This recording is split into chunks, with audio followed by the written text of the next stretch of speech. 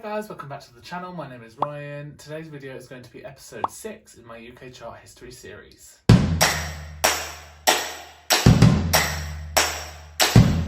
All information is correct at the time of filming, and if you're new to these videos, then in these videos I'm going to be listing where each of the singles charted in the UK. Today's video is all about Katy Perry.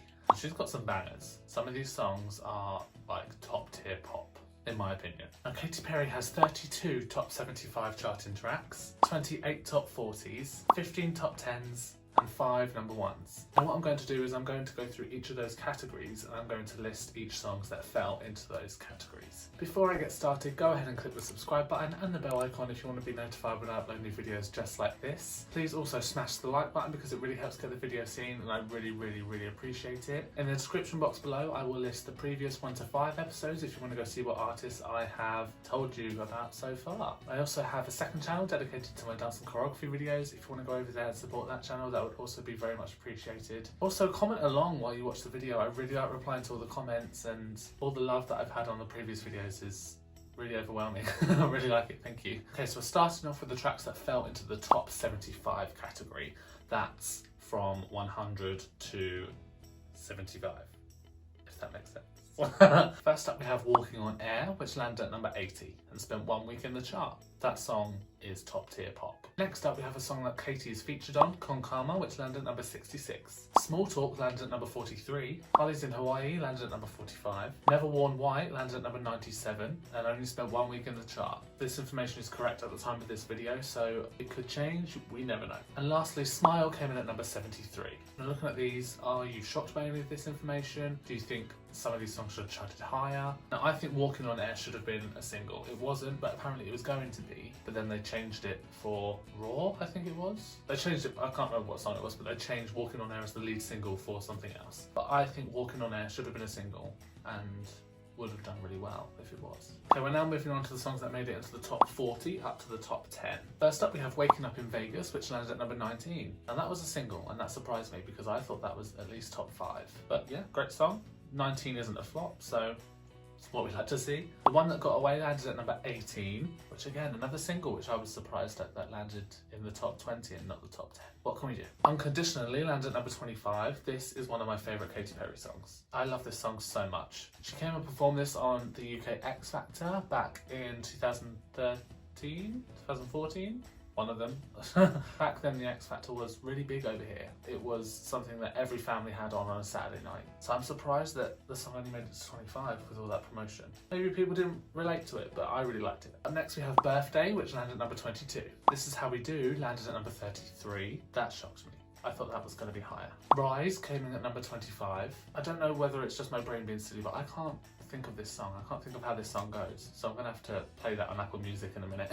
Bon Appetit featuring Migos landed at number 37. Swish Swish featuring Nicki Minaj landed at number 19. That song is a banger. Top tier pop for me. Katy's first Christmas song to hit the UK charts, Cozy Little Christmas, landed at number 22. Zed featuring Katy Perry, 365, landed at number 37. Lead single off of the Smile album, Never Really Over, landed at number 12. Again, banger, top tier pop for me. 12 is good. I mean, anything lands in the top 40 is good because you're one of the top 40 songs in the country, so number 12 is pretty good going. And lastly, Daisies landed at number 37. This song was a recent single, but obviously didn't get that much promotion with like a live performance or anything because of the whole pandemic, which we won't talk about. Next.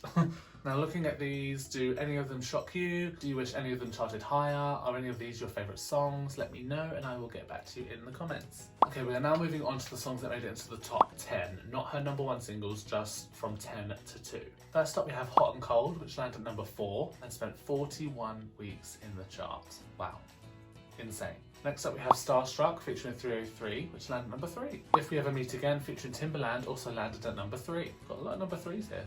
What I like to see. Teenage Dream landed at number 2 and spent 23 weeks in the charts. I love that song so much. Another song which is top tier pop. Firework landed at number 3 and spent 38 weeks in the chart overall. I thought Firework was one of her number 1 singles. So when I looked at the 5 singles that were number 1, I was like, oh, of course. But to not see Firework up there, I was a bit surprised. But again, number 3 is good. One of my all-time favourite Katy Perry songs, E.T., also landed at number 3 and spent 24 weeks in the chart overall. This one's also a shocker for me. Last Friday Night landed at number 9. I thought that was, again, either number 1 or at least top 5. But I'm not knocking number 9, we'll take that. Next up we have Wide Awake, which landed at number 9. Dark Horse featuring Juicy J landed at number 4. And lastly, Chained to the Rhythm landed at number 5. Like I said previously, some of these did shock me. I thought some of them charted higher, but again, all of these songs landed in the top 10, so you're doing well for yourself, girl. Okay, so we're now going to move on to Katy Perry's number 1s. Like I said before, she's had 5 number 1s, and then I'll move on to how the albums charted over here in the UK as well. So Katy's first number 1 was obviously I Kissed a Girl, and it spent 5 weeks at the number 1 spot. 5 weeks at number 1 for your first major song release. Not bad. Her next number 1 was 2 years later with California Girls, staying 2 weeks in the number 1 spot. Another 2 years later, Part of Me took the number 1 spot and spent 1 week at number 1. 1 year later, lead single from Prism, Raw, spent 2 weeks at number 1. And her current last number 1 is Feels, featuring Calvin Harris and a bunch of other artists, which spent 1 week at number 1. That song I'm not a fan of, I'm gonna be honest. Not Katy's part or anything like that, just the song overall, but I'm glad it went to number 1. So those are all the songs that charted in the UK. If any song is missing, then it's because it didn't chart here in the UK. So blame the UK charts company. I'm now going to go and show you how her albums charted. Up first is Katy's first album, One of the Boys, which landed at number 11 and spent 72 weeks in the chart overall. Amazing. Just missed out on the top 10 spot, but for a first album, that's a great thing to do. 2 years later, we have Teenage Dream, which landed at number 1 and spent 1 week at number 1, but altogether spent 162 weeks in the charts. Incredible. It didn't just drop out, she stayed there.